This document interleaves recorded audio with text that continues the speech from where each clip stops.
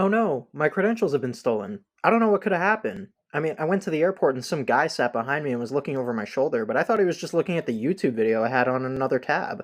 Now I think he stole my credentials and he's trying to sign in as me. Well, with Timus's risk-based conditional access policies, that's not going to be a problem.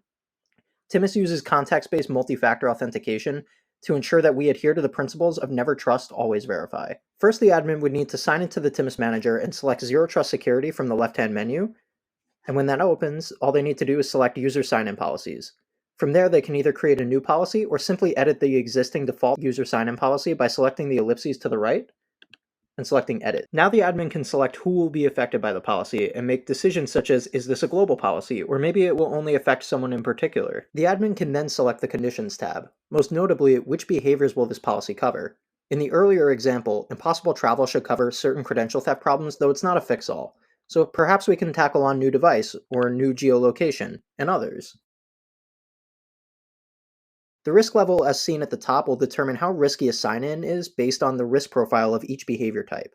If a user signs in from a new device, which is considered a medium risk behavior, and the sign-in also includes another medium risk behavior, the entire sign-in will be deemed high risk. When adding multiple behaviors, it could be worth asking oneself if the policy should check all of the behaviors before issuing an action, or simply checking if any of the behaviors are active and issuing the action based on one. Choosing the appropriate action for a sign-in may be one of the most important decisions in the whole configuration process. The Timus admin will essentially become the author of Hammurabi's code, deciding the appropriate action that follows a potential risky behavior without being so strict as to create additional administrative overhead. For this sign-in, it may be appropriate to configure it with a 3FA with a deny and block at the end of the road. Of course, when creating these policies, what is real when it's not visible? Security admins know that logging and reporting is half the battle when honing and refining policy as an organization evolves. We've built our alerts and notifications for this express purpose. The alerts are utilized within Timus as in-manager actionable items when it comes to sign-ins.